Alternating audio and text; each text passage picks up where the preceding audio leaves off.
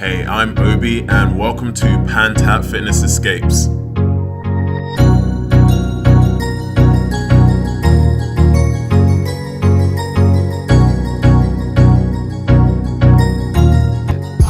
In today's video, I'm going to show you a 20-minute travel workout that you can do anywhere with very minimal equipment, and it's good for fat loss, strength, cardio, and any intermediate or beginner can sort of get some really great results from this program. It's short, just 20 minutes. You hardly need any space, so if all you've got is a hotel room, then this will work perfectly. Generally, I'm not a fan of traditional cardio or gym-based cardio, but if you give me a team sport or some strength circuits, then I'm down.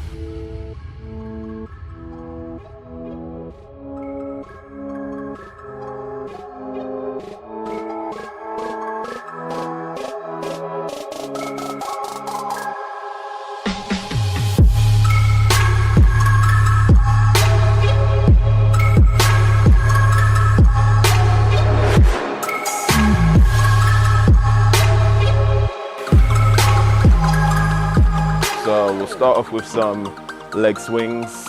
Do 10 to 15 of these on each leg. It's good for opening up the hips. You want to swing your leg like a pendulum, so all the way back and all the way up. So you really feel that front hip opening up. Then we're going to take it sideways. Work on the inner thigh. Do the same again. 10 to 15, and then switch legs, getting up as high as you can. You really want to make sure you're going not too far into the stretch, but again, you don't want to not open up enough. So you want to make sure that you're getting a good amount of range. So then we're going to go into some air squats. So you want to have your feet at shoulder width, hands out in front of you, which will help you keep your chest up. Then you want to break at the knees, so soft knees. At the same time, your bum goes back, and then just keep doing that until you end up at the bottom of the squat. So we're going to do 10 air squats.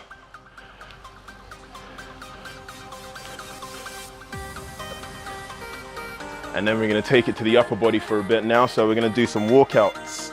So you're going to place your hands on the floor, walk out so you're fully stretched. Now you can do push-ups either from your knees or from the toes, just 2. And then stand back up again. So you're using your hands and your shoulders, your arms and your shoulders to do all the work on this one. Place your hands at your feet, walk out, hands just a bit wider than your shoulders. Use the hands to walk back in again. So 5 of these.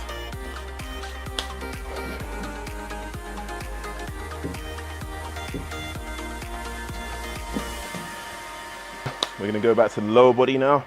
So we've got some split squats. So chest up, dropping that back knee towards the floor and pushing the front knee towards the toes. Keeping all your weight on this front leg.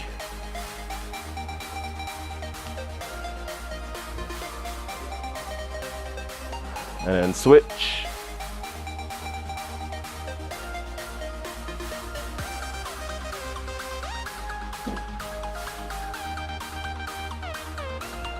So on a split squat, you want to make sure that all your weight's on the front leg. If you sometimes feel pain in your back knee, then that's simply because you're putting weight on the back foot, which you don't want to do. So transfer all your weight to the front side. You want your weight in the middle of your front foot specifically, and then travel. So then begin the movement, and that should take away the knee pain if you feel any. So then for the arms, just gonna open and close.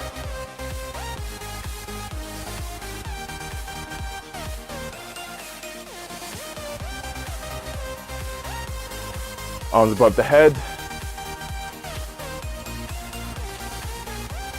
For this one, you want to make sure that you're not arching your lower back to get some motion. You want to make sure that you've got your pelvis tucked under, so your ankles, your knees, your hips, your shoulders, everything in a straight line, and then throw it over. So no arching like that, just to simulate your arms going overhead. And then we've got small circles going backwards, and then small circles going forwards. We're gonna go to the floor, just do a few calf raises. So you're gonna cross over, up into the tiptoes, just 5 on each leg. Just to prep the ankles. So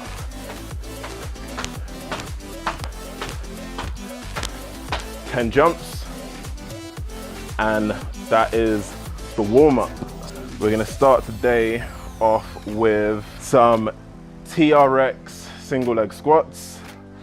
Then we're going into some TRX rows.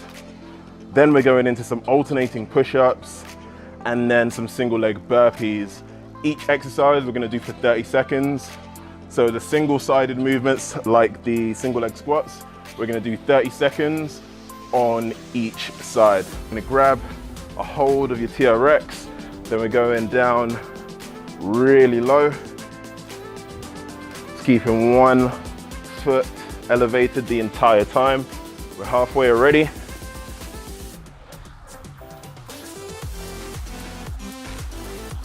Getting down as low as you can. You can adjust your positioning as you go, keeping your arms locked out. If you don't want your arms bent, you want to keep them locked out.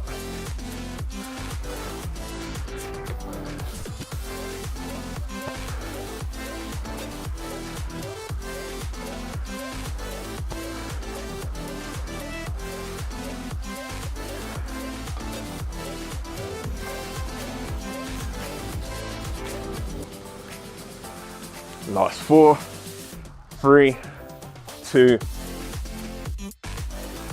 Then we've got the TRX rows.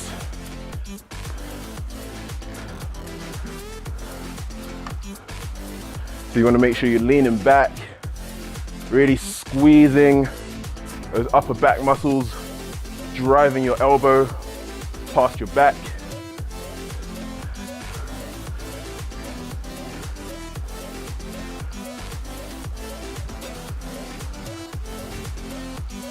You should feel this across the upper back and the biceps.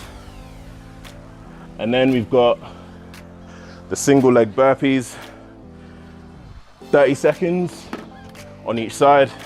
All right.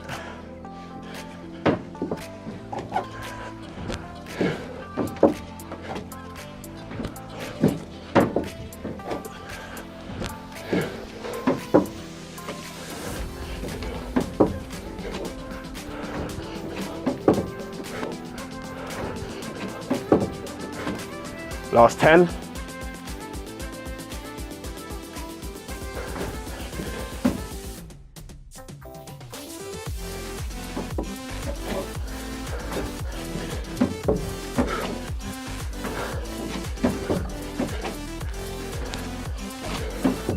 Onto the other leg. 3, 2, 1, go.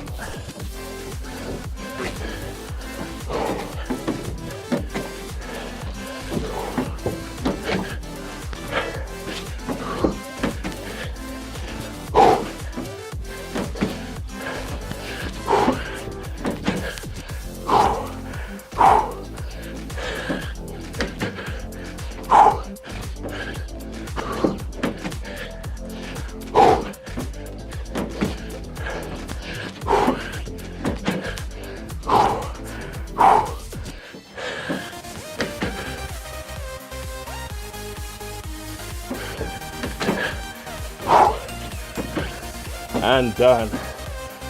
Whew. As you can see, that is a very effective circuit. Got 4 exercises, about 2 to 3 minutes in total. And you're gonna take a minute break, which will start now. For the next set, what we're gonna be doing is a slide back lunge, a pike push-up, a resistance band row, and some high skipping, some high knee sprint skipping. So you're gonna need a resistance band, a skipping rope, and your body weight. So we're starting off in a squat stance, slide back, stay in the squat stance the whole time, keeping that upper body as upright as you can. You don't want to be facing the floor like this, you're going to hurt your lower back.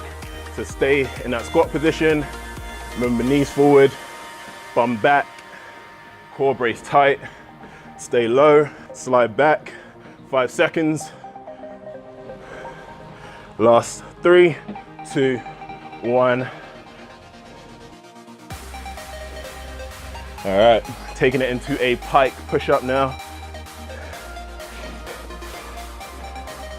You want your hands just a little bit wider than your shoulders. Then you're gonna take your head as close to the floor as you can and then push back up the way you came. Pike push-ups. Good for working the shoulders. It's a good way of doing overhead work without having to press anything overhead. 10 seconds left.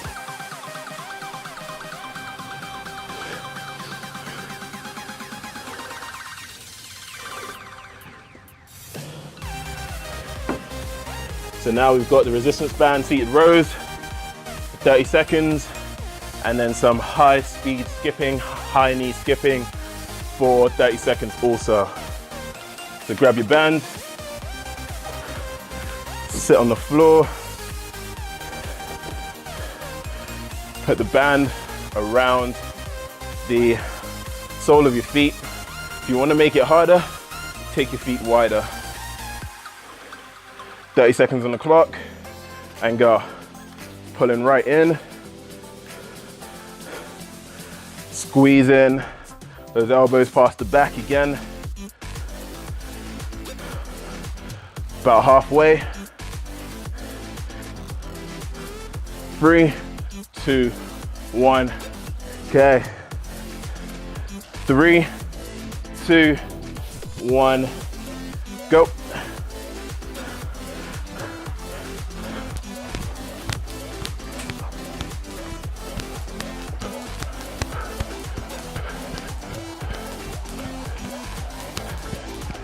Ten seconds left. Getting the knees up high. Clipping the trees, gardening at the same damn time. You're gonna complete that 3 times in total.